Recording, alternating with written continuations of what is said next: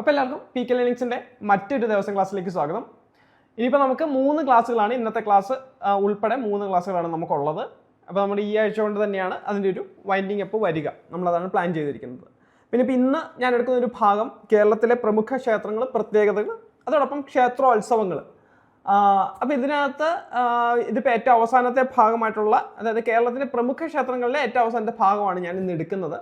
അപ്പോൾ ഇതുവരെ ഉള്ള ക്ലാസ്സുകൾ കണ്ണൂർ വരെ ഹരിസാറാണ് വന്നിരുന്നത്. അപ്പോൾ സാറിന് ചെറിയൊരു സർജറി കാര്യങ്ങളൊക്കെ ആയിട്ട് സാറിനൊന്ന് മാറേണ്ടി വന്നു. അപ്പോൾ അതുകൊണ്ടാണ് പിന്നീട് സാറിൻ്റെ ക്ലാസ്സുകളൊക്കെ വരാതിരുന്നത്. അപ്പോൾ ഇതിൻ്റെ അവസാനത്തെ ഭാഗമായിട്ടുള്ള ഈ ക്ലാസ് എടുക്കുന്നത് ഞാനായിരിക്കും. അപ്പം ഇന്നത്തെ ക്ലാസ്സിൽ നമ്മൾ കാസർഗോഡ് ജില്ല ആണ് നമ്മൾ നോക്കുന്നത്. കാസർഗോഡ് ജില്ലയിലെ പ്രമുഖ ക്ഷേത്രങ്ങൾ, അതിൻ്റെ പ്രത്യേകതകളൊക്കെയാണ് നമ്മൾ നോക്കുന്നത്. അതോടൊപ്പം തന്നെ നമുക്ക് കേരളത്തിൻ്റെ സാംസ്കാരികം അല്ലേ, നമ്മുടെ കേരളത്തിൻ്റെ ഐഡൻറ്റിറ്റി വിളിച്ചോതുന്ന ക്ഷേത്ര ഉത്സവങ്ങളുണ്ട്. ഇപ്പോൾ ഓണം, വിഷു എന്നൊക്കെ പോലത്തെ ചില ഉത്സവങ്ങളുണ്ട് കേരളത്തിൽ കാര്യമായിട്ട് തന്നെ ആഘോഷിക്കുന്നത്. അപ്പോൾ അതുമെല്ലാം ഇന്നത്തെ ക്ലാസ്സിൽ നമ്മൾ നോക്കും.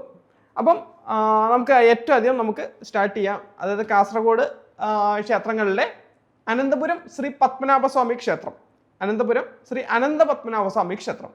അപ്പോൾ ഈ ക്ഷേത്രത്തിൻ്റെ കാര്യം പറയുമ്പം നിങ്ങൾക്ക് കൗതുകകരമായിട്ടുള്ള ഒരു വാർത്ത നിങ്ങൾ ഇതിന് മുന്നേ കേട്ടിട്ടുണ്ടാവും അല്ലേ. അതായത് ഒരു ക്ഷേത്രത്തിൻ്റെ കുളത്തിൽ ഒരു മുതലയുണ്ട്. ആ മുതല പക്ഷെ സസ്യാഹാരിയാണ്. അതായത് ക്ഷേത്രത്തിലെ പടച്ചോറും നൈവേദ്യച്ചോറൊക്കെ തിന്ന് ജീവിക്കുന്ന ഒരു മുതല. അത് മരിച്ചു, ഈ ബബിയ എന്നായിരുന്നു അതിൻ്റെ പേര്. അപ്പോൾ ആ മുതല പിന്നെ അന്തരിക്കുകയുണ്ടായി. അതുപോലെ തന്നെ ഒരു സരോവര ക്ഷേത്രം എന്ന രീതിയിൽ ഈ ക്ഷേത്രം പ്രസിദ്ധമാണ്. അതുപോലെ തന്നെ തിരുവനന്തപുരം ജില്ലയിലെ പത്മനാഭസ്വാമി ക്ഷേത്രമായിട്ട് ചില സാമ്യങ്ങൾ എന്നല്ല, ചില ഐഡൻറ്റിറ്റികളൊക്കെ ഷെയർ ചെയ്യുന്നുണ്ട്. സാമ്യങ്ങൾ അല്ലെങ്കിൽ എന്താ ചില പ്രത്യേകതകൾ അവർ തമ്മിൽ ഷെയർ ചെയ്യുന്നുണ്ട്. ഇപ്പോൾ ഉദാഹരണം പറയുകയാണെങ്കിൽ തിരുവനന്തപുരം ശ്രീ അനന്ത പത്മനാഭസ്വാമി ക്ഷേത്രം കാര്യം എടുക്കുകയാണെങ്കിൽ, പത്മനാഭസ്വാമി ക്ഷേത്രത്തിൻ്റെ കാര്യം എടുക്കുകയാണെങ്കിൽ, തിരുവനന്തപുരത്തെ പത്മനാഭസ്വാമി ക്ഷേത്രത്തിൻ്റെ കാര്യം എടുക്കുകയാണെങ്കിൽ അവിടെ ഈ നാഗത്തിൻ്റെ പുറത്ത് അല്ലേ കിടക്കുന്ന ഒരു മഹാവിഷ്ണുവിൻ്റെ രൂപമാണെങ്കിൽ, ഇവിടെ നമുക്ക് കാണുന്നത് ഈ കാസർഗോഡ് ജില്ലയിലെ അനന്ത പത്മനാഭസ്വാമി ക്ഷേത്രത്തിൽ കാണുന്നത് എന്ന് വെച്ചാൽ സർപ്പത്തിൻ്റെ ദേവനായ ആദിശേഷൻ്റെ പുറത്തിരിക്കുന്ന രൂപത്തിലാണ് ഇവിടെ നമുക്കൊരു പ്രത്യേകതയുള്ളത്, അല്ലെങ്കിൽ ഇവിടെ നമുക്ക് കാണാൻ കഴിയുന്നത്. അതുപോലെ തന്നെ ഈ ക്ഷേത്രങ്ങൾ തമ്മിൽ ഒരു ഗുഹാമുഖത്ത് ആയിട്ടുള്ള ഒരു ബന്ധം ഉണ്ട് എന്നൊക്കെ പറയുന്നുണ്ട്. നമുക്ക് നോക്കാം. അപ്പോൾ നമുക്ക് ഈ അനന്ത പത്മനാഭസ്വാമി ക്ഷേത്രത്തിൻ്റെ കാര്യങ്ങൾ നോക്കുകയാണെങ്കിൽ, ഇത് സ്ഥിതി ചെയ്യുന്നത് കുമ്പളയ്ക്ക് അടുത്തായിട്ടാണ്. കാസർഗോഡ് ജില്ലയിൽ കുമ്പളയ്ക്ക് അടുത്തായിട്ടാണ് ഇത് സ്ഥിതി ചെയ്യുന്നത്. അതുപോലെ തന്നെ നമ്മൾ നേരത്തെ പറഞ്ഞ സരോവര ക്ഷേത്രം എന്ന് പറഞ്ഞ പോലെ തന്നെ കേരളത്തിലെ ഏക തടാക ക്ഷേത്രം എന്നൊരു പ്രത്യേകതയും ഈ ഒരു ക്ഷേത്രത്തിനുണ്ട്. അതുപോലെ തന്നെ തിരുവനന്തപുരത്തെ ശ്രീ പത്മനാഭസ്വാമിയുടെ മൂലസ്ഥാനമായിട്ട് കണക്കാക്കപ്പെടുന്ന ക്ഷേത്രമാണ് ഈ പറയുന്ന അനന്തപുരം ക്ഷേത്രം, കാസർഗോഡ് ജില്ലയിലെ അനന്തപുരം ക്ഷേത്രം. അതുപോലെ നമ്മൾ നേരത്തെ പറഞ്ഞൊരു മുതലയാണ്, ബബിയ എന്ന പേരുള്ള മുതലയാണ് ഈ ഒരു ക്ഷേത്രത്തിലുണ്ടായിരുന്നത്. അതുപോലെ തന്നെ എന്താ ഇതിൻ്റെ പ്രത്യേകതയും നമ്മൾ പറഞ്ഞിരുന്നു അല്ലേ. ക്ഷേത്രത്തിലെ അല്ലെങ്കിൽ ആ ഒരു സസ്യാഹാരം മാത്രം ഭക്ഷിച്ച് ജീവിക്കുന്ന ഒരു മുതലയാണെന്നുള്ളത് അതിൻ്റെ ഒരു പ്രത്യേകതയാണ്. പിന്നെയുള്ളതാണ് ഈ ഒരു കുളത്തിൻ്റെ അല്ലെങ്കിൽ ഈ ഒരു തടാകത്തിൻ്റെ പ്രത്യേകത എന്ന് വെച്ചാൽ, എത്ര മഴ പെയ്താലും വെള്ളപ്പൊക്കം വരില്ല എന്നൊരു പ്രത്യേകത അല്ലെങ്കിൽ എന്നൊരു സവിശേഷത ഈ ഒരു ക്ഷേത്രത്തിന് ഉണ്ട്.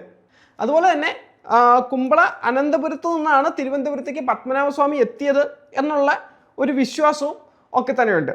അതോടൊപ്പം തന്നെ നമുക്ക് പ്രതിഷ്ഠയുടെ പ്രത്യേകതയാണ് പറയാം. നമ്മൾ നേരത്തെ പറഞ്ഞ പ്രത്യേകതയാണ്. ഇപ്പോൾ തിരുവനന്തപുരത്താണെങ്കിൽ അവിടെ അനന്തശയനമാണ് പ്രതിഷ്ഠ വരുന്നത്. എന്നാൽ ഇവിടെ ഈ ഒരു ക്ഷേത്രം കുമ്പളയിലെ അനന്തപത്മനാഭസ്വാമി ക്ഷേത്രത്തിലോട്ട് വരുമ്പോൾ അവിടെ സർപ്പദേവനായ ആദിശേഷൻ്റെ പുറത്തിരിക്കുന്ന രൂപത്തിലാണ് പ്രതിഷ്ഠ വരുന്നത്. അതുപോലെ തന്നെ ഒരു ഗുഹാമുഖം ഈ ക്ഷേത്രത്തിന് സമീപത്തുനിന്ന് ഗുഹാമുഖമുണ്ട് എന്നൊക്കെയാണ് പറയപ്പെടുന്നത്. അപ്പോൾ ഇതുവഴി അനന്തപുരിയിലേക്ക് ഭഗവാൻ എത്തി എന്നൊക്കെയാണ് ഒരു ഐതിഹ്യം. പിന്നെ 2 ക്ഷേത്രങ്ങളുടെയും കാര്യം എടുത്തു കഴിഞ്ഞാൽ കടൂർ ശർക്കര.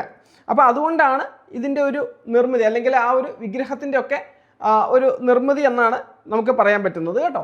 അപ്പം ഇതൊക്കെ തന്നെയാണ് ഈ ക്ഷേത്രങ്ങൾ തമ്മിലുള്ള ചില സാമ്യങ്ങൾ, പ്രത്യേകതകളൊക്കെ തന്നെ.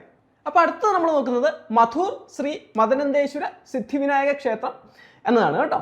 അപ്പം ഈ ഒരു ക്ഷേത്രത്തിൻ്റെ പ്രത്യേകത എന്ന് വെച്ചാൽ ആ ക്ഷേത്രത്തിലെ ഔഷധ കിണർ, അതോടൊപ്പം തന്നെ ആ ക്ഷേത്രത്തിലെ പ്രതിഷ്ഠ. ഈ പ്രതിഷ്ഠയ്ക്ക് ഒരു പ്രത്യേകതയുണ്ട്. കാരണം ഇവിടെ നമ്മൾ ശിവനാണ് പ്രധാന പ്രതിഷ്ഠ കേട്ടോ. ഇവിടെ ശിവനാണ് പ്രധാന പ്രതിഷ്ഠ എങ്കിലും പ്രധാന ശ്രീകോവിലിൽ തെക്കോട്ട് ദർശനമായിട്ടിരിക്കുന്നത് ഗണപതി ഭഗവാനാണ്. അങ്ങനെ ഒരു പ്രത്യേകതയൊക്കെ ഉണ്ട് ഈ ഒരു ക്ഷേത്രത്തിന്. അപ്പോൾ ഇതിൻ്റെ വേറെ ഓരോ പ്രത്യേകതകൾ നമുക്കൊന്ന് നോക്കാം. അപ്പം ഈ ക്ഷേത്രം സ്ഥിതി ചെയ്യുന്നത് നമ്മൾ കാസർഗോഡ് തന്നെയാണ് പഠിക്കുന്നത്. അപ്പോൾ അവിടെ കാസർഗോഡ് ജില്ലയിലാണ്, അവിടെ മധൂർ എന്ന ഗ്രാമത്തിലാണ് ഈ ഒരു പ്രാചീനമായൊരു ക്ഷേത്രം സ്ഥിതി ചെയ്യുന്നത്. അതോടൊപ്പം തന്നെ ഇത് മലബാർ ദേവസ്വത്തിൻ്റെ കീഴിൽ വരുന്ന ഒരു ക്ഷേത്രമാണ്. മധുവാഹിനി നദിയുടെ തീരത്ത് സ്ഥിതി ചെയ്യുന്നതാണ് ഈ ഒരു ക്ഷേത്രം. അപ്പോൾ ഈ ക്ഷേത്രത്തിന്റെ പ്രത്യേകത നമ്മൾ ആദ്യം പറഞ്ഞത് അല്ലേ, ശിവനുണ്ട്, അതുപോലെ തന്നെ പ്രധാന കോവിലിൽ ഗണപതിയാണ് എന്ന് നമ്മൾ പറഞ്ഞു, അല്ലെങ്കിൽ പ്രധാന ശ്രീകോവിലിൽ ഗണപതിയാണെന്ന് നമ്മൾ പറഞ്ഞു. അപ്പം രണ്ട് പേർക്കും പ്രാധാന്യമുള്ള, ഏതാണ്ട് തുല്യ പ്രാധാന്യത്തോളമുള്ള പ്രധാന പ്രതിഷ്ഠ ശിവനാണെങ്കിൽ രണ്ടുപേർക്കും ഒരു തുല്യ പ്രാധാന്യമുള്ള ഒരു ക്ഷേത്രം കൂടിയാണ് ഈ പറയുന്ന മധൂർ ക്ഷേത്രം. അതുപോലെ തന്നെ ഇതിനകത്ത് ഒരു ഏത് രൂപത്തിലാണ്, ഇപ്പം ചില ക്ഷേത്രങ്ങളിൽ, ഇപ്പം ഏറ്റുമാനൂർ ക്ഷേത്രം എടുത്താൽ അവിടെ അഘോരമൂർത്തി രൂപത്തിലാണ് വരുന്നത്. അതുപോലെ തന്നെ ചില ക്ഷേത്രങ്ങൾ അർദ്ധനാരീശ്വര രൂപമാണ്. അപ്പോൾ എന്നൊക്കെ പറഞ്ഞ പോലെ തന്നെ ഇവിടെ മദനന്തേശ്വരനാണ് ഈ ഒരു ക്ഷേത്രത്തിന്റെ പ്രധാന പ്രതിഷ്ഠ. ശിവന്റെ ഒരു അവതാരമായിട്ടുള്ള മദനന്തേശ്വരനാണ് ഈ ഒരു ക്ഷേത്രത്തിന്റെ പ്രധാന പ്രതിഷ്ഠയായിട്ട് വരുന്നത്. അതുപോലെ തന്നെ ഇവിടെ ഭഗവാൻ കിഴക്കോട്ട് ദർശനമായിട്ട് ലിംഗരൂപത്തിൽ സ്വയം അവതരിച്ച് നിൽക്കുന്നതായിട്ടാണ് ഇവിടുത്തെ ഒരു സങ്കല്പം എന്ന് പറയുന്നത്. പിന്നെ ഈ ക്ഷേത്രത്തിലെ പ്രധാന പ്രതിഷ്ഠയായിട്ട് വരുന്നത് ആരാ? നമ്മൾ പറഞ്ഞു മദനന്തേശ്വരനാണ്. കാമദേവനെ വധിച്ച മദനന്തേശ്വരൻ എന്നൊരു രീതിയിലാണ് ഇത് വരുന്നത്. എന്നാലും നമ്മൾ നേരത്തെ പറഞ്ഞില്ല ശ്രീകോവിലിൻ്റെ ഒരു പ്രത്യേകത, പ്രധാന ശ്രീകോവിലിൽ ആരാ വരുന്നത്? അവിടെ തെക്കോട്ട് ദർശനമായി പ്രതിഷ്ഠിച്ചിരിക്കുന്ന ഗണപതിയാണ് അവിടുത്തെ ഒരു പ്രധാന ശ്രീകോവിലിൽ പ്രതിഷ്ഠിച്ചിരിക്കുന്നത് കേട്ടോ. അതുപോലെ തന്നെ ശിവല്ലി ബ്രാഹ്മണ സമുദായത്തിൽപ്പെട്ടവരാണ് ഈ ഒരു ക്ഷേത്രത്തിലെ പൂജാരിമാരായിട്ട് കണക്കാക്കുന്നത്. ശിവല്ലി ബ്രാഹ്മണ സമുദായത്തിൽപ്പെട്ടവരാണ് ഈ ക്ഷേത്രത്തിലെ പൂജാരിമാർ. അതുപോലെ തന്നെ ഔഷധ കിണറിൻ്റെ കാര്യം പറയുമ്പോൾ ഇപ്പം സൂര്യരശ്മികൾ ഏൽക്കാത്ത സർവ്വ രോഗഹാരിയായ ഔഷധ കിണറും ഈ ഒരു ക്ഷേത്രത്തിന് മറ്റൊരു പ്രത്യേകത. ഇപ്പോൾ തൊലിപ്പുറത്തുള്ള ചില അസുഖങ്ങളൊക്കെ മാറാൻ ഈ ഒരു ക്ഷേത്രം നല്ലതാണ്, അല്ലെങ്കിൽ ഈ ഒരു ക്ഷേത്രത്തിലെ ഔഷധ കിണറിലെ ജലം എടുത്ത് കുളിക്കുകയൊക്കെ ചെയ്യുന്നത് നല്ലതാണെന്നാണ് പറയുന്നത്. അപ്പോൾ ഇതുമായിട്ട് ബന്ധപ്പെട്ടുള്ളതാണ് ടിപ്പു സുൽത്താൻ്റെ കഥ.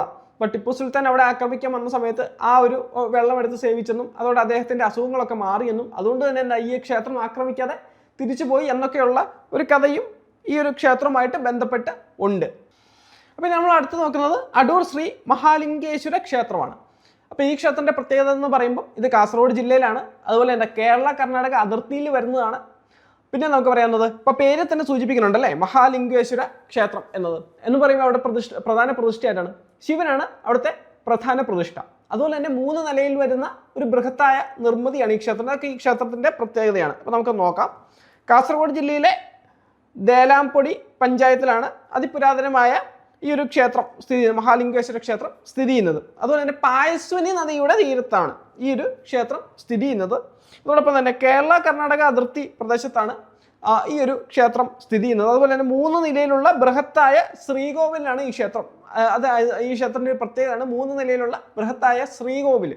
ഇതോടൊപ്പം തന്നെ പ്രധാന മൂർത്തിയായ ശിവൻ കിഴക്കോട്ട് ദർശനം നൽകി കുടികൊള്ളുന്ന ഒരു ക്ഷേത്രവുമാണ് ഈ പറയുന്ന അടൂർ ശ്രീ മഹാലിംഗേശ്വര ക്ഷേത്രം കേട്ടോ. അപ്പം ഈ ക്ഷേത്രത്തെ പറ്റി ഇത്രയേ നമുക്ക് അറിയാനുള്ളൂ. അപ്പം ഇനി അടുത്തത് നമുക്ക് വരുന്നത് തളിയിൽ ശ്രീ നീലകണ്ഠേശ്വര ക്ഷേത്രം. അപ്പം ഈ ഒരു ക്ഷേത്രത്തിൻ്റെ കാര്യം പറയുമ്പോൾ ഇരട്ട ഗോപുരം അത് ഈ ഒരു ക്ഷേത്രത്തിൻ്റെ പ്രത്യേകതയാണ്. അതുപോലെ തന്നെ മഹാദേവനാണ് അവിടുത്തെ പ്രധാന പ്രതിഷ്ഠ. അപ്പം നേരത്തെ വിഷ്ണു പ്രതിഷ്ഠയായിരുന്നു, പിന്നീട് മഹാദേവനാണ് ഈ ഒരു ക്ഷേത്രത്തിൻ്റെ പ്രതിഷ്ഠയായി മാറുന്നത്, പ്രധാന പ്രതിഷ്ഠയായിട്ട് മാറുന്നത്. അതുപോലെ തന്നെ കാശിയിൽ നിന്ന് നീലം മഹർഷി, ആ മഹർഷി തപം ചെയ്ത് കൊണ്ടുവന്ന ശിവലിംഗം പരശുരാമനാൽ അവിടെ പ്രതിഷ്ഠിക്കപ്പെട്ടു എന്നതാണ് അതിനൊരു മറ്റൊരു പ്രത്യേകതയും. അങ്ങനെ നീലമഹർഷിയുടെ പേരിലാണ് ആ സ്ഥലത്ത് നീലേശ്വരം എന്നൊക്കെ പറയപ്പെടുന്നത്. അപ്പം നമുക്ക് ആ ക്ഷേത്രത്തിൻ്റെ കാര്യങ്ങളൊക്കെ നമുക്ക് നോക്കാം. ഇപ്പോൾ കാസർഗോഡ് ജില്ലയിലെ നീലേശ്വരത്ത് സ്ഥിതി ചെയ്യുന്ന പ്രസിദ്ധമായ ക്ഷേത്രമാണ് ഈ പറയുന്ന തളിയിൽ ശ്രീ നീലകണ്ഠേശ്വര ക്ഷേത്രം. അതുപോലെ തന്നെ ഉത്തര കേരളത്തിലെ ചരിത്രപ്രധാനവും ഇരട്ട ഗോപുരനടയുമുള്ള അപൂർവ ക്ഷേത്രങ്ങളിലൊന്നാണ്. അപ്പോൾ ഇരട്ട ഗോപുരനട ഈ ക്ഷേത്രത്തിൻ്റെ പ്രത്യേകതയാണെന്ന് ഓർക്കുക. അതുപോലെ പ്രധാന പ്രതിഷ്ഠ മഹാദേവനാണ്. മഹാദേവൻ അറിയപ്പെടുന്നത് എങ്ങനെ? തളിയിലപ്പൻ എന്നാണ് ഇവിടുത്തെ പ്രതിഷ്ഠ അറിയപ്പെടുന്നത്. അതുപോലെ തന്നെ നമ്മൾ നേരത്തെ പറഞ്ഞാൽ കാശിയിൽ നിന്നും നീലമഹർഷി തപം ചെയ്ത് കൊണ്ടുവന്ന ശിവലിംഗം പരശുരാമനാൽ പ്രതിഷ്ഠിക്കപ്പെട്ടു എന്നതാണ് ഇതിൻ്റെ ഒരു ഐതിഹ്യം. അതുപോലെ തന്നെ നീലമഹർഷിക്ക് ഈ സ്ഥലവുമായിട്ടുള്ള ഒരു ബന്ധമാണ് ഈ സ്ഥലത്തിന് നീലേശ്വരം എന്ന് പേര് ലഭിക്കാനായിട്ട് അല്ലെങ്കിൽ കാരണം എന്നൊക്കെയാണ് കരുതപ്പെടുന്നത്. അതുപോലെ തന്നെ ഈ ക്ഷേത്രം ഏറ്റവും ആദ്യം വിഷ്ണു ക്ഷേത്രമായിരുന്നു, പിന്നീട് അത് ശിവക്ഷേത്രമായി മാറുകയാണ് ഉണ്ടായിരുന്നത് കേട്ടോ. അപ്പോൾ ഇതാണ് ഈ ഒരു ക്ഷേത്രത്തിൻ്റെ പ്രത്യേകത.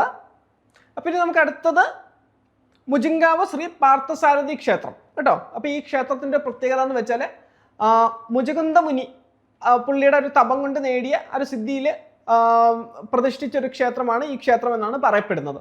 അതുപോലെ തന്നെ ഇതിൻ്റെ പ്രധാന പ്രതിഷ്ഠ എന്ന് പറഞ്ഞാൽ പാർത്ഥസാരഥിയാണ് അല്ലേ. പാർത്ഥസാരഥി എന്ന് പറയുമ്പോൾ കൃഷ്ണൻ കേട്ടോ, അർജുനൻ്റെ സാരഥി കൃഷ്ണൻ. ഇപ്പോൾ കൃഷ്ണനാണ് ഇതിൻ്റെ പ്രധാന പ്രതിഷ്ഠ.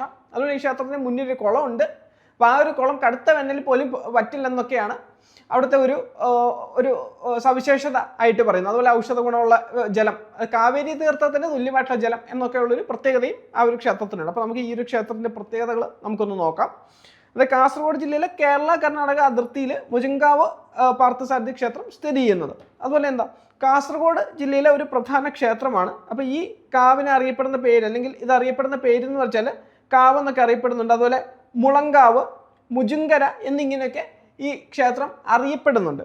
അപ്പം നമ്മൾ നേരത്തെ പറഞ്ഞ പോലെ തന്നെ മുചുകുന്ദ മുനി ഇവിടെ തപസ് ചെയ്തു എന്നും, അപ്പോൾ പുള്ളിയാണ് ഇവിടുത്തെ പ്രധാന പ്രതിഷ്ഠ നിർവഹിച്ചത് എന്നൊക്കെയാണ് വിശ്വാസം. അപ്പോൾ ഈ മുനിയുടെ പേരിലാണ് ഈ ഒരു പ്രദേശം മുജുങ്കര എന്നും പിന്നീട് മുജങ്കാവ് എന്നൊക്കെ അറിയപ്പെടാൻ തുടങ്ങിയത്. അപ്പോൾ അതുപോലെ തന്നെ എന്താ, കിഴക്കോട്ട് ദർശനമായി കുടികൊള്ളുന്ന പാർത്ഥസാരഥി, അല്ല നമ്മൾ നേരത്തെ പറഞ്ഞു പാർത്ഥസാരഥിയാണ് ഇവിടുത്തെ പ്രധാന പ്രതിഷ്ഠ, കൃഷ്ണനാണ് പ്രധാന പ്രതിഷ്ഠ എന്നൊക്കെ നമ്മൾ പറഞ്ഞു. അപ്പോൾ ഈ പാർത്ഥസാരഥിക്ക് പുറമെ അവിടെയുള്ള പ്രധാന പ്രതിഷ്ഠകളാണ് അല്ലെങ്കിൽ പ്രതിഷ്ഠകളാണ് ഗണപതി, ശാസ്താവ്, രക്തചാമുണ്ഡി എന്നീ ഉപദേവതകൾ കേട്ടോ. അപ്പം പാർത്ഥസാരഥി ഉണ്ട്, അതുകൂടാതെ ഉപദേവതകളായിട്ടുള്ളവർ ഗണപതി, ശാസ്താവ്, രക്തചാമുണ്ഡി എന്നിവരൊക്കെ തന്നെയാണ്. അതുപോലെ തന്നെ നമ്മൾ നേരത്തെ പറഞ്ഞ ആ ഒരു കുളത്തിൻ്റെ ഒരു പ്രത്യേകത, ഇപ്പം ക്ഷേത്രത്തിന് മുന്നിൽ ഒരു കല്ല് വെട്ടി ഉണ്ടാക്കിയ പോലത്തെ ഒരു വലിയ കുളമുണ്ട്. അപ്പം ഈ കുളത്തിലെ ജലം കടുത്ത വേനലിൽ വറ്റാറില്ല. അതുപോലെ തന്നെ കാവേരി തീർത്ഥത്തിന് തുല്യമാണ് ഈ ഒരു നീരുറവ എന്നാണ് വിശ്വാസം. അതുപോലെ തന്നെ തുലാം സംക്രമണ നാളിൽ ഈ കുളത്തിൽ കുളിച്ച് അരിയും മുതിരയും ഒക്കെ സമർപ്പണം ചെയ്ത് നേർച്ചകളൊക്കെ നടത്തിയാൽ ശരീരത്തിലെ ഉണ്ണിയും മറ്റ് ചർമ്മരോഗങ്ങളൊക്കെ മാറും എന്നും ഒരു വിശ്വാസവും ഈ ക്ഷേത്രവുമായി അല്ലെങ്കിൽ ക്ഷേത്രത്തിൻ്റെ കുളവുമായി ബന്ധപ്പെട്ട് ഉണ്ട്. അപ്പോൾ ഇത്രയാണ് ആ ഒരു ക്ഷേത്രത്തിൻ്റെ കാര്യം നമ്മൾ അറിയേണ്ടത്. പിന്നെ അടുത്തത് നമ്മൾ നോക്കുന്നതാണ് തൃക്കരിപ്പൂർ ശ്രീ ചക്രപാണി ക്ഷേത്രം. ഇപ്പം പേരിൽ പറയുന്ന പോലെ കരി ഊർ അല്ലെ, അതാണ് പിന്നീട് അത് കരിപ്പൂര് പിന്നീട് തൃക്കരിപ്പൂരായത് എന്നൊക്കെയാണ് പറഞ്ഞത്. കരി ഊർ എന്ന് വെച്ചാൽ ആനയുടെ നാട് എന്നൊക്കെയാണ്. അതായത് ഗജേന്ദ്രമോക്ഷം എന്ന ചരിത്രത്തിലെ ഐതിഹ്യമായ കഥ സംഭവിച്ചത് ഈ ഒരു ക്ഷേത്രവുമായി ബന്ധപ്പെട്ടിട്ടാണ് എന്നാണ് പറയപ്പെടുന്നത്. അതുപോലെ ഇവിടുത്തെ പ്രധാന പ്രതിഷ്ഠ എന്ന് പറയുന്നത് ചതുർബാഹുവായ മഹാവിഷ്ണുവാണ്. അത് പ്രതിഷ്ഠിച്ചത് പരശുരാമനാണ്. അപ്പോൾ ഈ ഗജേന്ദ്രമോക്ഷം എന്നൊരു കാര്യം പറഞ്ഞു വരുമ്പം ഈ ഗജേന്ദ്രൻ അല്ലേ, അതായത് ആനകളിലെ ദേവൻ എന്നൊക്കെ കണക്കാക്കപ്പെടുന്ന ഗജേന്ദ്രൻ, അപ്പോൾ പുള്ളി അസുര ഗണത്തിലുള്ള അല്ലെങ്കിൽ ആ ഒരു രീതിയിലുള്ള അസുരനായിട്ടുള്ള ഒരു ആളായിരുന്നു. അപ്പോൾ പുള്ളി ഇവിടെ വരികയും ഇവിടെ ആ ഒരു കുളത്തിൽ വീഴുകയും ഒക്കെ ഉണ്ടായി. അപ്പോൾ ഈ സമയത്ത് ഫഫു എന്നൊക്കെ പറയുന്ന ഒരു, എനിക്ക് ആ ഒരു പേര് ഹാഹു അങ്ങനെ എന്താണെന്ന് തോന്നുന്നു, ആ പേര് നമുക്ക് സ്ലൈഡ് നോക്കുമ്പോൾ നമുക്ക് നോക്കാം. അപ്പോൾ ആ ഒരു മുതല ഇദ്ദേഹത്തെ അവിടെ കടിച്ചു പിടിക്കുകയും ഈ സർവശക്തനായ ഗജേന്ദ്രൻ അത് കയറാൻ പറ്റാതെ വരികയൊക്കെ ചെയ്തപ്പോൾ എന്ത് ചെയ്തു, അസുരനായിട്ടുള്ള ഗജേന്ദ്രൻ ഭഗവാൻ വിഷ്ണുവിനെ പ്രാർത്ഥിക്കാനുണ്ടായത്. എന്നിട്ട് താമര ഓഫർ ചെയ്തു. അങ്ങനെയാണ് ഭഗവാൻ പ്രീതിപ്പെട്ട് അവിടുന്ന് രക്ഷിക്കാനുണ്ടായത്. അപ്പോൾ അതുകൊണ്ട് തന്നെ എന്ത് ദുർഘടമായ പ്രതിസന്ധി നമുക്കുണ്ടായാലും ഈ ക്ഷേത്രത്തിൽ വന്ന് പ്രാർത്ഥിച്ചാൽ ആ പ്രതിസന്ധി മാറും എന്നതാണ് ഐതിഹ്യമായിട്ട് വരുന്നത്. അപ്പം നമുക്ക് ആ ഒരു ക്ഷേത്രത്തിൻ്റെ കാര്യങ്ങളൊക്കെ നോക്കാം. അപ്പം ഈ ക്ഷേത്രത്തിൻ്റെ കാര്യങ്ങളൊക്കെ നോക്കുമ്പോൾ കാസർഗോഡ് ജില്ലയിലെ തൃക്കരിപ്പൂർ എന്ന സ്ഥലത്താണ് ഈ ഒരു ക്ഷേത്രം സ്ഥിതി ചെയ്യുന്നത്. അതുപോലെ തന്നെ ചതുർബാഹുവായ മഹാവിഷ്ണുവാണ് ഇവിടുത്തെ പ്രധാന പ്രതിഷ്ഠ, നമ്മൾ പറഞ്ഞിരുന്നു. അതുപോലെ കിഴക്കോട്ടാണ് ഇതിൻ്റെ ദർശനം. പ്രതിഷ്ഠ നടത്തിയത് പരശുരാമനാണ് അല്ലേ, പരശുരാമനാണ് ഈ ക്ഷേത്രത്തിൻ്റെ പ്രതിഷ്ഠ നടത്തിയത്. അതുപോലെ ആനയുടെ ഊര് എന്നർത്ഥം വരുന്ന കരിയുടെ ഊര് എന്ന വാക്കിൽ നിന്നാണ് തൃക്കരിപ്പൂർ എന്ന പദം ഉണ്ടായത്. അതുപോലെ പുരാണ കഥകളിൽ വെച്ച് മഹത്തായ ഗജേന്ദ്രമോക്ഷം നടന്ന ഈ മഹാക്ഷേത്രത്തിലെ കുളത്തിൽ വെച്ചാണെന്നാണ് ഐതിഹ്യം. ഇവിടുത്തെ കുളത്തിൽ വെച്ചിട്ടാണ് നമ്മൾ നേരത്തെ പറഞ്ഞ ഒരു ഗജേന്ദ്രമോക്ഷം കഥയുടെ ആ ഒരു സന്ദർഭം നടക്കുന്നത്. അപ്പോൾ ഇതിൻ്റെ പേര്, മുതലയുടെ പേര് ഹുഹു എന്നാണ് കേട്ടോ. ഹുഹു എന്നാണ് ആ മുതലയുടെ പേര്, ചിരിയല്ല, ഹുഹു ആണ് ആ മുതലയുടെ പേര്. പിന്നെ ഗജേന്ദ്രമോക്ഷം നടന്ന പുണ്യഭൂമി ആയതിനാൽ ഈ ക്ഷേത്രത്തിൽ വന്ന് പ്രാർത്ഥിച്ചാൽ ഏത് തരത്തിലുള്ള പ്രതിസന്ധികളിൽ നിന്നും മോചനം ലഭിക്കും എന്നൊക്കെ ഒരു പ്രത്യേകതയും അല്ലെങ്കിൽ ഒരു വിശ്വാസവും ഉണ്ട്. അതുപോലെ തന്നെ എല്ലാ മാസത്തിലെയും തിരുവോണ നാളിൽ ഇവിടെ അന്നദാനം നടത്താറുണ്ട്, അതൊരു ആചാരമാണ്. അതുപോലെ തന്നെ ഈ ചടങ്ങിനെ തിരുവോണവൂട്ട് എന്നാണ് അറിയപ്പെടുന്നത്. തിരുവോണവൂട്ട് എന്നാണ് ഈ ഒരു ചടങ്ങിനെ അറിയപ്പെടുന്നത്. അപ്പം ഇനി അടുത്ത് നമ്മൾ നോക്കുന്നത് ശ്രീ മല്ലികാർജുന ക്ഷേത്രമാണ്. ഇപ്പം മല്ലികാർജുന ക്ഷേത്രം എന്നൊക്കെ പറയുമ്പോൾ അത് ശിവക്ഷേത്രമാണ് കേട്ടോ. മല്ലികാർജുന ക്ഷേത്രം ശിവക്ഷേത്രമാണ്. അതുപോലെ യക്ഷഗാനത്തിനൊക്കെ പേര് കേട്ട ഒരു ക്ഷേത്രമാണ്. നേരത്തെ അർജുനൻ ആരാധിച്ചിരുന്നതായി കരുതപ്പെടുന്ന ഒരു ക്ഷേത്രമൊക്കെയാണ് ഈ പറയുന്ന ശ്രീ മല്ലികാർജുന ക്ഷേത്രം. അപ്പോൾ ക്ഷേത്രത്തിൻ്റെ പൊതുവിവരങ്ങൾ നമുക്ക് നോക്കാം. അതായത് കാസർഗോഡ് ജില്ലയിലെ ഹൃദയഭാഗത്ത് സ്ഥിതി ചെയ്യുന്ന കാസർഗോഡ് ചരിത്രത്തിനൊപ്പം പഴക്കമുള്ള ക്ഷേത്രമാണ്, വലിയ ഇമ്പോർട്ടൻ്റ് അല്ല. അതുപോലെ മല്ലികാർജുനൻ എന്നറിയപ്പെടുന്ന ശിവനാണ് ഇവിടുത്തെ പ്രധാന പ്രതിഷ്ഠ. ക്ഷേത്രത്തിൻ്റെ തെക്ക് ഭാഗത്തായി കുമ്പള നദി ഒഴുകുന്നത് ക്ഷേത്രത്തിൻ്റെ തെക്ക് ഭാഗത്തായിട്ടാണ്. അതുപോലെ യക്ഷഗാനത്തിന് പ്രസിദ്ധമായ ഒരു ക്ഷേത്രം, പേര് കേട്ട ഒരു ക്ഷേത്രമാണ് ഈ പറയുന്ന ക്ഷേത്രം. അതുപോലെ ക്ഷേത്രത്തിലെ ശിവവിഗ്രഹം അർജുനൻ ആരാധിച്ചിരുന്നു എന്ന് കരുതപ്പെടുന്ന ഒരു ക്ഷേത്രമാണ്. അർജുനൻ ഈ ഒരു ക്ഷേത്രത്തിലെ വിഗ്രഹം ആരാധിച്ചിരുന്നു എന്നാണ് കരുതപ്പെടുന്നത്. അപ്പം പിന്നെ അടുത്ത് നമ്മൾ നോക്കുന്നത് മഞ്ചേശ്വരം ജൈനക്ഷേത്രമാണ്. പേര് പറഞ്ഞ പോലെ തന്നെ ഇതൊരു ജൈനക്ഷേത്രമാണ്. കാസർഗോഡ് ജില്ലയിലെ മഞ്ചേശ്വരത്താണ് ഈ ഒരു ക്ഷേത്രം സ്ഥിതി ചെയ്യുന്നത്. അതുപോലെ തന്നെ കേരളത്തിൻ്റെ ഏറ്റവും ആദ്യത്തെ ജൈനക്ഷേത്രം എന്നൊക്കെ പറയാവുന്ന ക്ഷേത്രമാണ് ഈ പറയുന്ന മഞ്ചേശ്വരം ജൈനക്ഷേത്രം. പിന്നെ ഈ ക്ഷേത്രത്തിൻ്റെ വേറെ പ്രത്യേകത എന്ന് വെച്ചാൽ ഇതിൻ്റെ ഗർഭഗൃഹത്തിലെ തൂണുകളിൽ ഓരോ തീർത്ഥങ്കന്മാർ, 4 തീർത്ഥങ്കന്മാരുടെ അല്ലെങ്കിൽ അവരുടെ രൂപങ്ങളൊക്കെ കൊത്തിവെച്ചിട്ടുണ്ട്. അത് വേറൊരു പ്രത്യേകതയാണ്. അതുപോലെ തന്നെ നവരാത്രി ഉത്സവങ്ങളൊക്കെ വളരെ ഗംഭീരമായിട്ട് നടത്തുന്ന ക്ഷേത്രം കൂടിയാണിത്. അപ്പോൾ നമുക്ക് ഇതിൻ്റെ പൊതുവിവരങ്ങളിലോട്ട് നോക്കാം. കാസർഗോഡ് ജില്ലയിലെ മഞ്ചേശ്വരം പഞ്ചായത്തിലാണ് ഈ ഒരു ക്ഷേത്രം, ഈ ഒരു ചതുർമുഖ ജൈനക്ഷേത്രം സ്ഥിതി ചെയ്യുന്നത്. അതുപോലെ തന്നെ ഇത് കേരളത്തിലെ ആദ്യത്തെ ഒരു ജൈനക്ഷേത്രമാണ്. ഇതുകൂടാതെ വാസ്തു ഭംഗികൾ കൊണ്ട് ശ്രദ്ധിക്കപ്പെട്ട ഒരു ക്ഷേത്രം എന്നൊരു പ്രത്യേകത അതിനുണ്ട്. അതുപോലെ എന്താ, ഗർഭഗൃഹത്തിൻ്റെ തൂണിലെ 4 ഭാഗത്തും 4 തീർത്ഥങ്കര വിഗ്രഹങ്ങളാണ് പ്രതിഷ്ഠിച്ചിട്ടുള്ളത് കേട്ടോ. തീർത്ഥങ്കര വിഗ്രഹങ്ങൾ, 4 തീർത്ഥങ്കര വിഗ്രഹങ്ങൾ പ്രതിഷ്ഠിച്ചിട്ടുണ്ട് എന്നൊരു കാര്യം അറിയുക. അല്ലെങ്കിൽ 4 തീർത്ഥങ്കര വിഗ്രഹങ്ങൾ പ്രതിഷ്ഠിച്ചിട്ടുള്ള ജൈനക്ഷേത്രം ഏതാണെന്ന് ചോദിച്ചാൽ ഏതാണ്? ഈ പറയുന്ന നമ്മളിപ്പോൾ പറഞ്ഞ കാസർഗോഡ് ജില്ലയിലുള്ള ഈ ഒരു ചതുർമുഖ ജൈനക്ഷേത്രമാണ്. അത് സ്ഥിതി ചെയ്യുന്ന എവിടെയെന്ന് വെച്ചാൽ എവിടെയാണ്? മഞ്ചേശ്വരത്താണ് അത് സ്ഥിതി ചെയ്യുന്നത്. അതുപോലെ തന്നെ 24 തീർത്ഥങ്കന്മാരിൽ ഒന്നാമത്തെ തീർത്ഥങ്കൻ, അപ്പോൾ അവിടെ കുത്തിവെച്ചിരിക്കുന്ന തീർത്ഥങ്കന്മാരാരൊക്കെ നോക്കിയാൽ അതിനകത്ത് ഒന്നാമത്തെ തീർത്ഥങ്കരനായിട്ടുള്ള ഋഷഭദേവൻ, അദ്ദേഹം പടിഞ്ഞാറോട്ട് അദ്ദേഹത്തെ കുത്തിവെച്ചിട്ടുണ്ട്. അതുപോലെ തന്നെ എന്താ, 8ാമത്തെ തീർത്ഥങ്കരനാണ് ചന്ദ്രപ്രദനാണ്, അദ്ദേഹത്തെ കൊത്തിവെച്ചിട്ടുണ്ട്, വടക്കോട്ടാണ്. അതുപോലെ 16ാമത്തെ തീർത്ഥങ്കരൻ വരുന്നത് ശാന്തിനാഥനാണ്, അദ്ദേഹത്തെ കിഴക്കോട്ട്. അതുപോലെ തന്നെ 24ാമത്തെ തീർത്ഥങ്കരനായ മഹാവീരനെ തെക്കോട്ടുമായിട്ടാണ് പ്രതിഷ്ഠിച്ചിരിക്കുന്നത് കേട്ടോ. ഇങ്ങനെ 4 തീർത്ഥങ്കന്മാരാണുള്ളത്. അപ്പോൾ 1ാമത്തെ തീർത്ഥങ്കരനാണ് ആര്? ഋഷഭദേവൻ. അതുപോലെ തന്നെ 8ാമത്തെ തീർത്ഥങ്കരനായ ചന്ദ്രപ്രദൻ, 16ാമത്തെ തീർത്ഥങ്കരനായ ശാന്തിനാഥൻ, അതുപോലെ തന്നെ 24ാമത്തെ തീർത്ഥങ്കരനായ മഹാവീരൻ എന്നിവരെയാണ് ഇവിടെ പ്രതിഷ്ഠിച്ചിട്ടുള്ളത് എന്നൊരു കാര്യം കൂടെ നിങ്ങളൊന്ന് മനസ്സിലാക്കണം. അതുപോലെ തന്നെ എന്താ, നവരാത്രി പൂജ വളരെ പ്രധാനപ്പെട്ട അല്ലെങ്കിൽ വളരെ ഗംഭീരമായിട്ട് നടത്തുന്ന ഒരു ക്ഷേത്രമാണിത്. അതുപോലെ അവിടുത്തെ പ്രധാന നേദ്യം എന്ന് പറയുന്നത് വെള്ളരിക്കയാണ്. പിന്നെ അവിടെ പ്രധാന വഴിപാടായിട്ട് നടത്തുന്നത് പഞ്ചകഷായവും ഊട്ടും ഒക്കെ തന്നെയാണ് ഒരു മറ്റു പ്രധാന വഴിപാടുകളായിട്ട് അവിടെ നടത്തുന്നത്. പിന്നെ നമ്മൾ അടുത്തത് നോക്കുന്നത് കീഴൂർ ചന്ദ്രഗിരി ശ്രീ ശാസ്താ ക്ഷേത്രമാണ് നമ്മളിനി അടുത്തത് നോക്കുന്നത്. അപ്പോൾ പേര് പറഞ്ഞ പോലെ തന്നെ അയ്യപ്പൻ്റെ ക്ഷേത്രമാണ്. ഉത്തര കേരളത്തിലെ ശബരിമല എന്നൊക്കെ അറിയപ്പെടുന്ന ഒരു ക്ഷേത്രം കൂടിയാണ് ഈ ഒരു കീഴൂർ ചന്ദ്രഗിരി ശ്രീ ശാസ്താ ക്ഷേത്രം. അതുപോലെ അയ്യപ്പനാണ് അവിടുത്തെ പ്രധാന പ്രതിഷ്ഠ. നമ്മൾ പറഞ്ഞു നിൽക്കുന്ന രൂപത്തിലാണ് ഇവിടെ അയ്യപ്പനെ പ്രതിഷ്ഠിച്ചിട്ടുള്ളത്. അപ്പോൾ നമുക്ക് ആ ക്ഷേത്രത്തിൻ്റെ പ്രത്യേകതകൾ നോക്കാം. ഇപ്പോൾ കാസർഗോഡ് ജില്ലയിലെ കീഴൂർ കളനാട് എന്ന സ്ഥലത്താണ് ഈ ഒരു ക്ഷേത്രം സ്ഥിതി ചെയ്യുന്നത്. അതുപോലെ എന്താ, ഉത്തര കേരളത്തിലെ ശബരിമല എന്നറിയപ്പെടുന്ന ഒരു ക്ഷേത്രമാണിത്. ശാസ്താവാണ് അവിടുത്തെ പ്രധാന പ്രതിഷ്ഠ. നിൽക്കുന്ന രൂപത്തിൽ കിഴക്കോട്ട് ദർശനമായിട്ടാണ് ഭഗവാൻ അവിടെ കുടികൊള്ളുന്നത്. അപ്പോൾ ഇത്രയാണ് ഈ ഒരു ക്ഷേത്രത്തിൻ്റെ പ്രത്യേകത വരുന്നത്. അപ്പോൾ നമ്മൾ ക്ഷേത്രങ്ങളെ സംബന്ധിച്ച കാര്യങ്ങൾ നമ്മുടെ ഈ ഒരു ക്ലാസ് കൊണ്ട് തീർന്നു. ഇനിയിപ്പോൾ നമ്മൾ നോക്കുന്നത് കേരളത്തിലെ പ്രധാന ഉത്സവങ്ങൾ, ആഘോഷങ്ങൾ എന്നൊരു ഭാഗമാണ്. അപ്പം അങ്ങനെ നമ്മൾ ആ ഒരു പ്രധാന ഉത്സവങ്ങൾ, ആഘോഷങ്ങളിലോട്ട് വരുമ്പം അതിനകത്ത് ഏറ്റവും എടുത്തു പറയാവുന്ന അല്ലെങ്കിൽ ഏറ്റവും ആദ്യമേ നമ്മൾ പറയേണ്ടതാണ് എന്ത്? കേരളത്തിൻ്റെ ദേശീയോത്സവമായിട്ടൊക്കെ കണക്കാക്കപ്പെടുന്ന ഓണം അല്ലേ. 1961 കേരളത്തെ അല്ലെങ്കിൽ ഓണത്തെ ദേശീയ ഉത്സവമായിട്ട് പ്രഖ്യാപിക്കുന്നത്. അപ്പം അന്ന് മുഖ്യമന്ത്രിയായിട്ടിരുന്നതാണ് പട്ടം താണുപിള്ളയാണ് അന്നത്തെ മുഖ്യമന്ത്രി. അതുപോലെ ചില PSC പരീക്ഷകളിലൊക്കെ ചോദിക്കുന്ന ഒരു ചോദ്യമുണ്ട്, കേരളത്തെ കൂടാതെ ഓണത്തിന് പുതിയുള്ള സംസ്ഥാനം ഏതാണ് എന്നൊക്കെ ചോദിച്ചാൽ അത് മിസോറാമാണ് കേട്ടോ വരുന്നത്. അപ്പോൾ നമുക്ക് ഓണത്തിൻ്റെ കാര്യങ്ങളൊക്കെ ഒന്ന് നോക്കാം. കേരളത്തിലെ പ്രധാന ഉത്സവമാണ് ഓണം. അതുപോലെ എന്താ, നമ്മുടെ ദേശീയ ഉത്സവമായ ഓണം എന്താണ്? വിളവെടുപ്പ് മാസമായ ചിങ്ങത്തിൽ, അതായത് ഓഗസ്റ്റ് സെപ്റ്റംബർ മാസങ്ങളിലാണ് ഇത് ആഘോഷിക്കുന്നത്. അതുപോലെ തന്നെ ഈ ഒരു ഓണത്തിന് പല ഐതിഹ്യകഥകളുണ്ട്. ഇപ്പോൾ പരശുരാമൻ്റെ ഐതിഹ്യകഥയുണ്ട്, വാമനൻ്റെ ഐതിഹ്യകഥയൊക്കെ ഉണ്ട്.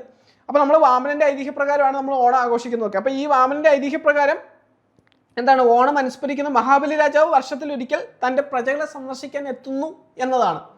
അപ്പം ഈ മഹാബലിയെ വാമനൻ ചവിട്ടിത്താത്തിയ സ്ഥലമാണ് ഇന്ന് തൃക്കാക്കര എന്നൊക്കെ അറിയപ്പെടുന്നതാണ് പറയപ്പെടുന്നത്. തൃക്കാൽക്കര, അത് പിന്നീട് ലോപിച്ച തൃക്കാക്കരയായി എന്നൊക്കെയാണ് പറയപ്പെടുന്നത് കേട്ടോ. അതുപോലെ ഇത് പരാമർശിച്ചിരിക്കുന്നത് സംഘകാല കൃതിയായ മധുരൈ കാഞ്ചിയിലൊക്കെ തന്നെ ഓണത്തെക്കുറിച്ചുള്ള പരാമർശങ്ങളുണ്ട്. അതുപോലെ തന്നെ 1961 മുഖ്യമന്ത്രി പട്ടം താണുപിള്ളിയുടെ നേതൃത്വത്തിൽ കേരള സർക്കാരാണ് ഓണത്തെ സംസ്ഥാനത്തിൻ്റെ ദേശീയോത്സവമായിട്ട് പ്രഖ്യാപിച്ചത്. എന്നാൽ ഒരു ചോദ്യം ചോദിക്കട്ടെ, മഹാബലിയുടെ യഥാർത്ഥ പേരെന്താണെന്ന് അറിയാവോ?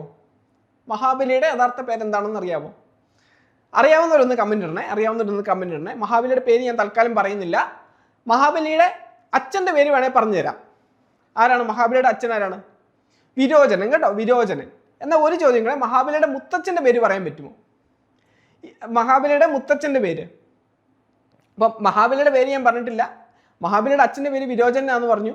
മഹാബലിയുടെ മുത്തച്ഛൻ പ്രഹ്ലാദനാണ് കേട്ടോ, പ്രഹ്ലാദനാണ് മഹാബലിയുടെ മുത്തച്ഛൻ. അതുപോലെ മഹാബലിയുടെ മകനായിട്ട് വരുന്നയാളാണ് ആര്?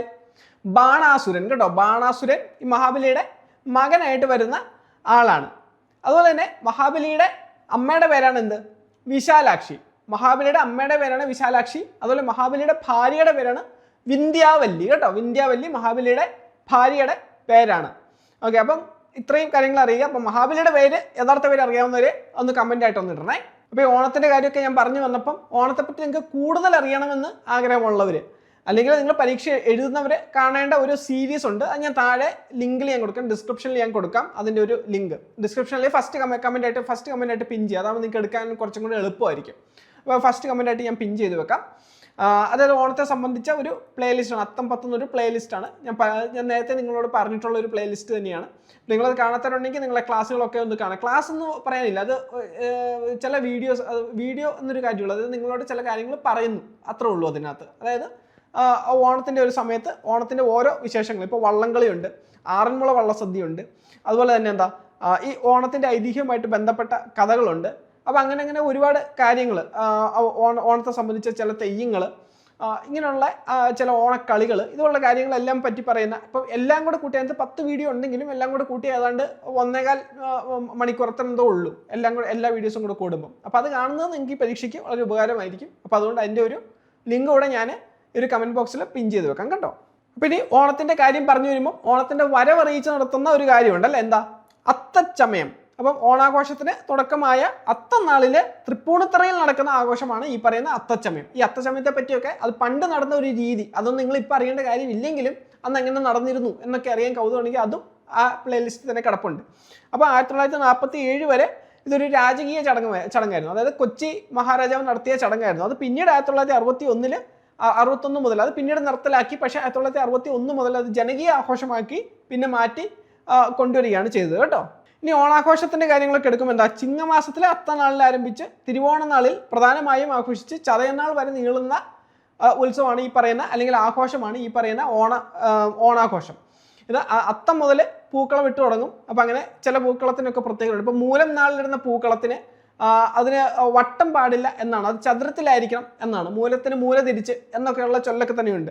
അതുപോലെ തന്നെ അത്ത ദിവസം പൂക്കളം ഇടാൻ ആരംഭിക്കണം. അതുപോലെ തന്നെ ഉത്രാടം നാളിൽ എന്ത് ചെയ്യും? ഉത്രാടപ്പാച്ചിൽ അല്ലേ, തിരുവോണ നാളിനുള്ള ഒരുക്കങ്ങൾ. ഈ തിരുവോണത്തിൻ്റെ തലേദിവസമാണല്ലോ ഉത്രാടം. അപ്പോൾ ഈ തിരുവോണത്തിനുള്ള ഒരുക്കങ്ങളൊക്കെ നടത്തുന്ന ഒരു ദിവസമായിട്ടാണ് ഉത്രാടത്തെ കാണുന്നത്. അപ്പോൾ ഉത്രാടപ്പാച്ചിൽ എന്നൊക്കെ പറയും. എന്തൊക്കെ വാങ്ങിയാലും അതിന് മുന്നേ നമ്മൾ പല കാര്യങ്ങളൊക്കെ വാങ്ങിച്ചു വെച്ചാലും കുറേ കാര്യങ്ങളൊക്കെ മറന്നുപോകും. അപ്പോൾ അത് എല്ലാമായിട്ട് ഒരു ഉത്രാടപ്പാച്ചിലുണ്ട്, അതുണ്ടാവും. ഉത്രാടത്തിനോടത്തൊരു തിരുവോണത്തിനോടും, അതിനേക്കാൾ ഏറ്റവും നല്ല ഉത്രാടത്തിന് ഓടുന്നത് തന്നെയാണ്. അപ്പം അങ്ങനെ ഒരു ഉത്രാടപ്പാച്ചിൽ എന്നൊരു കാര്യമുണ്ട്. അപ്പോൾ അതും നിങ്ങളത് അറിഞ്ഞു വെക്കുക. അതുപോലെ ഓണമായി ബന്ധപ്പെട്ട ചില കലാകായിക പരിപാടികൾ, ഇപ്പോൾ പുലികളി, വള്ളംകളി, കുമ്മാട്ടി, അതുപോലെ അത്തച്ചമയം, കൈകൊട്ടിക്കളി അല്ലെ, തിരുവാതിര കളി അല്ലെ കൈകൊട്ടിക്കളി, ഓണപ്പാട്ട്, വടംവലി, ഉറിയടി. അപ്പോൾ ഇതിനെപ്പറ്റിയൊക്കെയുള്ള കാര്യങ്ങളെല്ലാം നമ്മൾ പറയുന്നുണ്ട്, ആ വീഡിയോ സീരീസിൽ പറയുന്നുണ്ട്. ഉറിയടി ഒന്നും പറയുന്നില്ല, ഉറിയടി വടംവലി അങ്ങനെയൊന്നും പറയുന്നില്ല. പക്ഷേ ബാക്കിയുള്ളതിനെ പറ്റി എല്ലാം തന്നെ നമ്മൾ പറയുന്നുണ്ട് കേട്ടോ.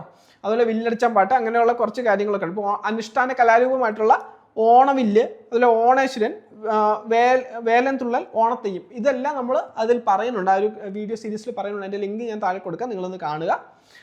ഓക്കെ. അപ്പം ഇതാണ് ഓണമായിട്ട് ബന്ധപ്പെട്ട അനുഷ്ഠാന കലാരൂപങ്ങളാണ് ഓണവില്ല്, ഓണേശ്വരൻ, വേലൻ തുള്ളൽ, ഓണത്തെയ്യം. ഇപ്പോൾ ഓണവില്ലെന്നൊക്കെ പറയുമ്പോൾ അത് ബന്ധപ്പെട്ടിരിക്കുന്ന ശ്രീ പത്മനാഭസ്വാമി ക്ഷേത്രമായിട്ടാണ്. അപ്പോൾ വ്രതമെടുത്ത് ഓണവില്ലുണ്ടാക്കി അത് കൊണ്ട് നൽകുന്നതാണ് ആ ഒരു പതിവ്. അതുപോലെ തന്നെ ഓണേശ്വരൻ, ഓണപ്പൊട്ടൻ, തെയ്യം എന്നൊക്കെ പറയും. എല്ലാ വീട്ടിലും വളരെ വേഗതയിൽ നടന്ന് ഓരോ വീടുകളിലും കയറി ഇറങ്ങി പോകുന്ന തെയ്യമാണ് ഓണപ്പൊട്ടൻ തെയ്യം. അതാണ് അതിൻ്റെ ഒരു പ്രത്യേകതയൊക്കെ. പിന്നെ നമ്മൾ വിഷുവിനെ പറ്റി പറയുമ്പോൾ ഇതെന്താ, കേരളത്തിലെ പ്രധാന ഉത്സവങ്ങൾ ഒന്ന് തന്നെയാണ്. നമുക്കറിയാം, ഓണം പോലെ തന്നെ മലയാളികൾക്ക് അല്ലെങ്കിൽ നമ്മൾ ആഘോഷിക്കുന്ന ഒരു ഉത്സവം തന്നെയാണ് ഈ ഒരു വിഷു അല്ലേ. അപ്പോൾ അതോടൊപ്പം തന്നെ മേടമാസത്തിലെ ആദ്യ ദിനത്തിലാണ് ഈ പറയുന്ന വിഷു ആഘോഷിക്കുന്നത്. ഇപ്പോൾ ഏപ്രിലാണ്. ഇപ്പോൾ ഇനി നമുക്ക് വരാൻ പോകുന്ന ഒരു ഉത്സവം ഈ പറഞ്ഞ വിഷുവാണ്. അപ്പോൾ അതുപോലെ തന്നെ വിഷുവിനോട് അനുബന്ധിച്ച പ്രധാന ചടങ്ങുകളാണ് ഒന്ന് വിഷുക്കണി, പിന്നെ എന്താ വിഷുക്കൈനീട്ടം അല്ലെ, വിഷുക്കൈനീട്ടം ആണ് ഓണമായിട്ട് വിഷുവായിട്ട് ബന്ധപ്പെട്ട ഏറ്റവും പ്രധാനമായിട്ടുള്ള ചടങ്ങുകൾ. അതുപോലെ തന്നെ വിഷുക്കണി എന്ന് പറയുമ്പോൾ എന്താ, വിഷുവിൻ്റെ തലേദിവസം തന്നെ ശുഭകരമായ വസ്തുക്കൾ ഉൾപ്പെടുത്തി ഒരു ഓട്ടുരുളിയിൽ ഈ ഒരു വിഷുക്കണി നമ്മൾ ഒരുക്കാറുണ്ട്. അപ്പം അതുപോലെ തന്നെ നമ്മളൊരു വിഷുദിനം നമ്മൾ കണ്ട് ഉണരേണ്ടത് എന്താണ്, ഈ ഒരു വിഷുക്കണി തന്നെയായിരിക്കണം. അപ്പോൾ അതിൽ എന്തൊക്കെ ഉൾപ്പെടുത്തണം എന്നുള്ള കാര്യങ്ങൾ നമുക്ക് നോക്കാം. അപ്പോൾ വിഷുക്കണിയിൽ ഉൾപ്പെടുന്ന പ്രധാന വസ്തുക്കളാണ് വെറ്റിലയുണ്ട്, അടയ്ക്കയുണ്ട്, അതുപോലെ തന്നെ സ്വർണ്ണാഭരണങ്ങൾ, അല്ലെ ഒരു തരി പൊന്നുണ്ടെങ്കിൽ അതെങ്കിലും കാണണം, അല്ലെങ്കിൽ അന്നത്തെ ദിവസം അതെങ്കിലും കണ്ടിരിക്കണം എന്നാണ് പറയുന്നത്. അതുപോലെ തന്നെ പുതിയ വെള്ളവസ്ത്രം വേണമെന്നില്ല, പുതിയ നല്ലൊരു വസ്ത്രം. പലരും സെറ്റ് സാരി അല്ലെങ്കിൽ സെറ്റ് മുണ്ടൊക്കെയാണ് വെക്കുന്നത്, അതാണ് ഏറ്റവും ഉചിതവും. അതുപോലെ എന്താ അരി അല്ലെങ്കിൽ നെല്ല്, അതുപോലെ ഓട്ട് കണ്ണാടി, ആറന്മുള കണ്ണാടിയൊക്കെയാണ് പൊതുവെ വെക്കുന്നത്. ആറന്മുള കണ്ണാടി ഇല്ലാത്തവർ സാധാരണ കണ്ണാടിയും വെക്കാറുണ്ട്. അതുപോലെ തന്നെ കൊന്നപ്പൂക്കൾ, വിവിധ പച്ചക്കറികൾ കാര്യങ്ങൾ, അതുപോലെ തന്നെ നിലവിളക്കുകൾ, ശുഭകരമായ വസ്തുക്കൾ. ഇപ്പോൾ പച്ചക്കറി മാത്രമല്ല, കൂടെ ഫ്രൂട്ട്സോ അല്ലെ, ആപ്പിളോ അല്ലെങ്കിൽ കൈതച്ചക്ക അല്ലെ, ഷാരത്ത ചക്ക ഒക്കെ കിട്ടും അല്ലേ, കാണാൻ പറ്റുമല്ലോ നമ്മൾ അതിനകത്ത്. അതുപോലെ ആപ്പിളും ഒക്കെ വെക്കുന്നവരും ഒക്കെ ഉണ്ട്. അപ്പോൾ അതോടൊപ്പം തന്നെ പറയേണ്ട ഒരു കാര്യമാണ് വിഷു കൈനീട്ടവും. അപ്പോൾ വിഷു കൈനീട്ടം നമ്മളൊക്കെ ഒരുപാട് വാങ്ങിയിട്ടുണ്ട്. ഇപ്പോൾ കൊടുക്കുന്നവർ ചിലപ്പോൾ ക്ലാസ് കാണുന്നുണ്ടാവും, വാങ്ങുന്നവരും കാണുന്നുണ്ടാവും. പക്ഷെ വാങ്ങുന്നവരുണ്ടെങ്കിൽ അടുത്ത വിഷുവിന് മുതൽ നിങ്ങൾ കൊടുക്കാനുള്ളൊരു ഭാഗ്യം നിങ്ങൾക്ക് ഉണ്ടാവട്ടെ. നിങ്ങൾക്ക് ജോലിയൊക്കെ കിട്ടി, ദേവസ്വം ബോർഡ് എഴുതി നല്ലൊരു ജോലിയൊക്കെ കിട്ടി നിങ്ങൾ മറ്റുള്ളവർക്ക് വിഷു കൈനീട്ടം കൊടുക്കാനൊരു ഭാഗ്യം നിങ്ങൾക്ക് ഉണ്ടാവട്ടെ എന്നും കൂടെ പ്രാർത്ഥിക്കുകയാണ്. അപ്പോൾ അതോടൊപ്പം വിഷു കൈനീട്ടം എന്നത് എന്താ, കുടുംബത്തിലെ മുതിർന്നവർ കുട്ടികൾക്കും ആവശ്യക്കാർക്കും പണം നൽകുന്ന ചടങ്ങാണ്. നമ്മൾ പറയും മുതിർന്നവരാണ് തരുന്നത്, പക്ഷെ മുതിർന്നവർ മാത്രമല്ല ആവശ്യക്കാരായിട്ടുള്ളവർക്ക് നമ്മൾക്ക് കൊടുക്കാം അല്ലെ. ഇപ്പം നമ്മളെക്കാളും മൂത്തവർ അല്ലെങ്കിൽ അവർക്ക് പൈസ അല്ലെങ്കിൽ ധനത്തിന് ബുദ്ധിമുട്ടുള്ളവരാണെങ്കിലും നമ്മൾ എന്ത് ചെയ്യണം, നമ്മൾ പൈസ കൊടുക്കുക എന്നുള്ളതാണ്. അപ്പം അത് നല്ലൊരു കർമ്മമാണ്. അതുപോലെ തന്നെ ദാനധർമ്മങ്ങളൊക്കെ വലിയ കർമ്മമാണ്. പ്രത്യേകിച്ച് അന്നദാനം എന്നൊക്കെ പറയുമ്പോൾ ഏറ്റവും മുന്നിൽ നിൽക്കുന്ന ഒരു കർമ്മമാണത്. അപ്പം അതുപോലെ തന്നെ എന്താ, ഇത് സ്നേഹത്തിന് അനുഗ്രഹത്തിന് പ്രതീകമായി കാണപ്പെടുന്നു.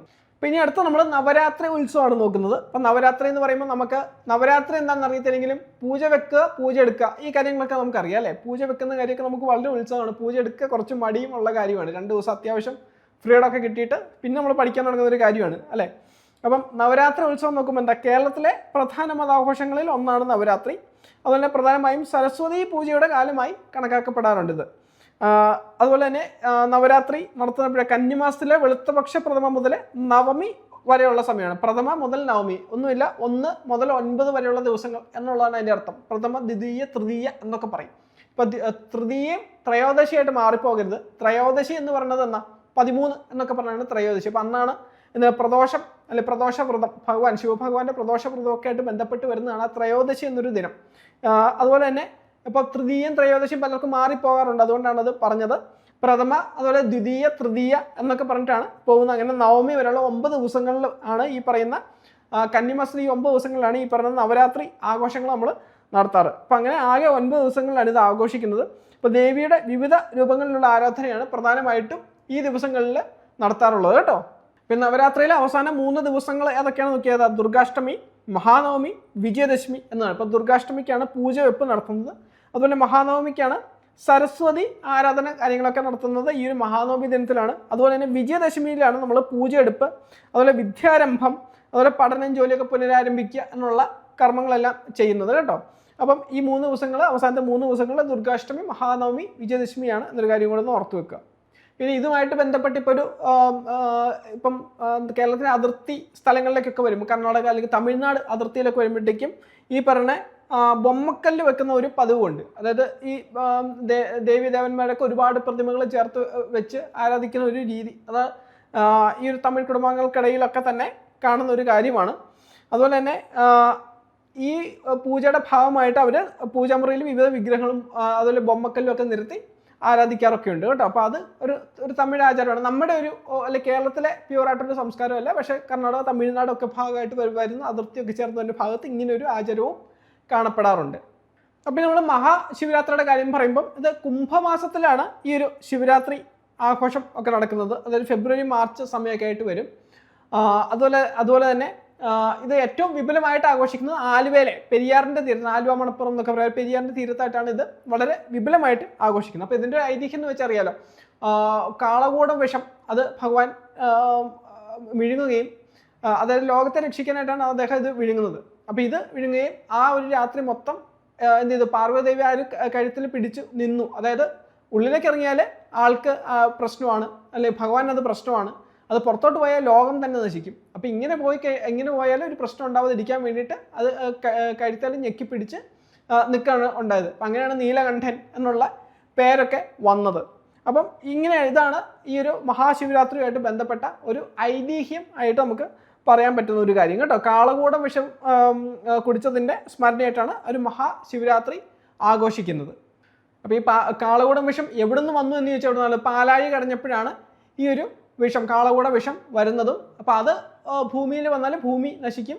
അപ്പോൾ അതുകൊണ്ട് എന്ത് ചെയ്തു, അതുകൊണ്ട് ഭഗവാൻ അതെടുത്ത് വിഴുങ്ങാണ് ഉണ്ടായത്. അപ്പോൾ അത് വിഴുങ്ങിയപ്പം അത് ഉള്ളിൽ പോയാൽ ആൾക്ക് ആപത്ത് വരാതിരിക്കാനായിട്ടാണ് പാർവ്വതദേവി കഴുത്തിൽ ഞെക്കി പിടിച്ച് ആ ഒരു രാത്രി മൊത്തം നിന്നത് കേട്ടോ. അപ്പോൾ ആ ഒരു കാര്യം അതാണ് ഇതിൻ്റെ ഒരു ഐതിഹ്യമായിട്ട് വരുന്നത്. അപ്പോൾ ഇനി അടുത്ത് നമുക്ക് വള്ളംകളിയിലോട്ട് വരാം. അപ്പോൾ കേരളത്തിൻ്റെ പ്രധാന ഉത്സവം എന്നൊക്കെ നമുക്ക് ഓണത്തെ നമ്മൾ പറഞ്ഞിരുന്നു. അപ്പോൾ അതോടൊപ്പം അല്ലെങ്കിൽ ഓണവുമായിട്ട് അനുബന്ധിച്ച് നമുക്ക് ഓർമ്മയിൽ വരുന്ന ഒരു ഉത്സവമാണ് ഇന്ന് വള്ളംകളി എന്നൊരു ഉത്സവം. അപ്പോൾ ഇതിനകത്ത് നമുക്ക് ഏറ്റവും ആദ്യം നമുക്ക് പറയേണ്ടത് ആറന്മുള വള്ളംകളിയാണ്. അതായത് ഓണത്തോടനുബന്ധിച്ച് ഉത്രട്ടാതി നാളിൽ നടക്കുന്ന വള്ളംകളി, അല്ലെ അന്ന് തുടങ്ങുന്ന വള്ളംകളി. അതുകൊണ്ട് തന്നെ ഇതിന് ആറന്മുള ഉത്രട്ടാതി വള്ളംകളി എന്നൊക്കെ നമ്മൾ പറയും. അപ്പോൾ പള്ളിയോടം എന്ന് പറയുന്ന പ്രത്യേക ചുണ്ടൻ വള്ളങ്ങൾ, അപ്പോൾ അവിടെ പങ്കെടുക്കുന്ന ചുണ്ടൻ വള്ളങ്ങളെ പറയുന്ന പേരാണ് എന്ത്, പള്ളിയോടങ്ങൾ കേട്ടോ. അവിടെ പങ്കെടുക്കുന്ന ആറന്മുളയിലെ വള്ളംകളിയിലൊക്കെ പങ്കെടുക്കുന്ന പ്രത്യേക ചുണ്ടൻ വള്ളങ്ങളെ പറയുന്ന പേരാണ് ഈ പറയുന്ന പള്ളിയോടങ്ങൾ. അതുപോലെ തന്നെ ആറന്മുള വള്ളംകളിയോടനുബന്ധിച്ച് നടത്തപ്പെടുന്ന ഒരു പ്രശസ്തമായ ചടങ്ങാണ് എന്ത്, ആറന്മുള വള്ളസദ്യ.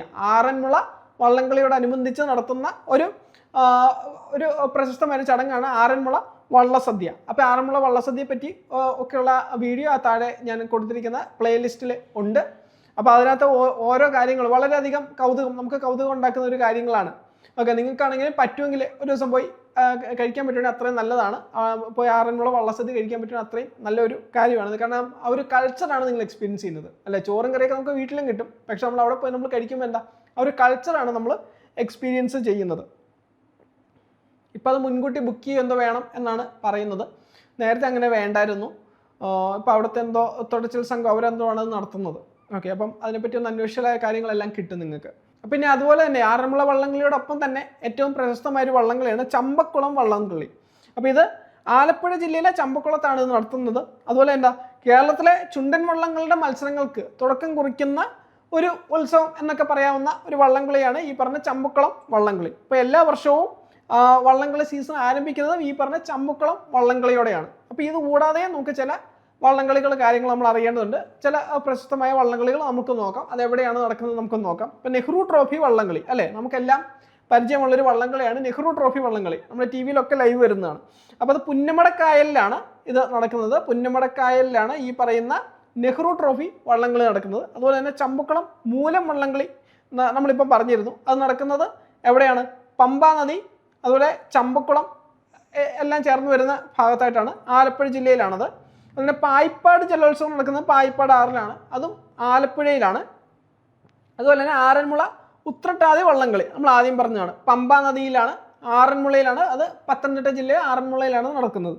അതുപോലെ കുമരകം വള്ളംകളി നടക്കുന്നത് എവിടെയാണെന്ന് വെച്ചിട്ടുണ്ടെങ്കിൽ കുമരകം വേമ്പനാട് കായലിൻ്റെ ഭാഗമായിട്ട് വരുന്നതാണ്. അപ്പോൾ ഈ കുമരകം വള്ളംകളി അറിയപ്പെടുന്ന പേരാണ് ശ്രീനാരായണ ജയന്തി വള്ളംകളി എന്നതാണ് ഈ പറഞ്ഞ കുമരകം വള്ളംകളി അറിയപ്പെടുന്ന പേര്. അതുപോലെ തന്നെ പ്രസിഡൻസ് ട്രോഫി വള്ളംകളി അത് കൊല്ലം ജില്ലയിലാണ്, അഷ്ടമുടി കായലിലാണ് പ്രസിഡൻസ് ട്രോഫി വള്ളംകളി നടക്കുന്നത്. അതുപോലെ കല്ലട വള്ളംകളി പേര് അല്ലെ, കല്ലട കൊല്ലം ജില്ലയിലാണ്. അപ്പോൾ അവിടെ നടത്തുന്ന വള്ളംകളിയാണ്. അതുപോലെ തന്നെ താഴത്തങ്ങാടി വള്ളംകളി ഇത് മീനച്ചിലാറ്റിലാണ്, കോട്ടയത്താണ്, കോട്ടയം ജില്ലയിലെ മീനച്ചിലാറ്റിലാണ് ഈ പറഞ്ഞ താഴത്തങ്ങാടി വള്ളംകളി നടത്തുന്നത്. അപ്പോൾ ഇത്രയാണ് നമുക്ക് ഈ ഒരു ഭാഗത്ത് നമുക്ക് പഠിക്കാനുള്ളത്. അപ്പോൾ ആ ഒരു പോർഷൻസ് നമ്മൾ കവർ ചെയ്തിട്ടുണ്ട്. ഇനിയിപ്പം അടുത്ത ക്ലാസ് ഇപ്പോൾ നാളേക്ക് ശേഷമുള്ള ദിവസമായിരിക്കും ഒരു ക്ലാസ് വരുന്നത്. അപ്പോൾ നമ്മൾ പുരാണങ്ങൾ അതുപോലെ തന്നെ നമ്മുടെ ഹൈന്ദവ ഗ്രന്ഥങ്ങൾ, ചില പ്രശസ്ത ഹൈന്ദവ ഗ്രന്ഥങ്ങൾ, ഇതോടൊപ്പം തന്നെ എന്താ തത്വചിന്തകർ എന്നുള്ള ഭാവമൊക്കെ തന്നെയായിരിക്കും നമ്മളവിടെ കവർ ചെയ്ത് പോകുന്നത്. അപ്പോൾ ആ ഒരു ക്ലാസ്സും പിന്നെ അതിനടുത്ത ഒരു ക്ലാസ് നമുക്ക് വരുന്നത് ഇനി വാസ്തുവിദ്യ ബന്ധപ്പെട്ട ക്ലാസ്സാണ്. കേരളത്തിലെ വാസ്തുശൈലി, ക്ഷേത്ര വാസ്തുശൈലി എന്നൊരു ക്ലാസ് ഉണ്ട്. അപ്പോൾ അതാണ് നമുക്ക് ഇനി വരുന്നത്. അപ്പോൾ ഇതോടെ കൂടി നമ്മുടെ ആ ഒരു പോർഷൻസ് എല്ലാം നമ്മൾ കവർ ചെയ്യും. നമ്മുടെ ദേവസ്വം ബോർഡിൻ്റെ സ്പെഷ്യൽ ടോപ്പിക്സ് എല്ലാം ആ ഒരു ഇതോടെ തീരും. ഓക്കെ, അതോടൊപ്പം തന്നെ നിങ്ങൾ എന്ത് ചെയ്യുക, താഴത്തെ പ്ലേലിസ്റ്റിൽ തന്നിരിക്കുന്ന വീഡിയോ കാണുക. നമ്മുടെ ഗ്രൂപ്പിലെ പോളുകൾ നിങ്ങൾ അറ്റൻഡ് ചെയ്യുക. കാരണം നിങ്ങൾക്ക് പരീക്ഷയ്ക്ക് വളരെയധികം എക്സ്പീരിയൻസ് തരുന്നൊരു കാര്യം. കാരണം നമ്മൾ PYQs തന്നെയാണ് നിങ്ങൾക്ക് പോൾസ് എല്ലാം ഇടുന്നത്. അപ്പോൾ നിങ്ങൾക്കത് വളരെയധികം ഹെൽപ്ഫുൾ ആയിരിക്കും കേട്ടോ. അപ്പം നമുക്കിനിപ്പോൾ അടുത്ത ക്ലാസ്സിൽ കാണാം. Thank you.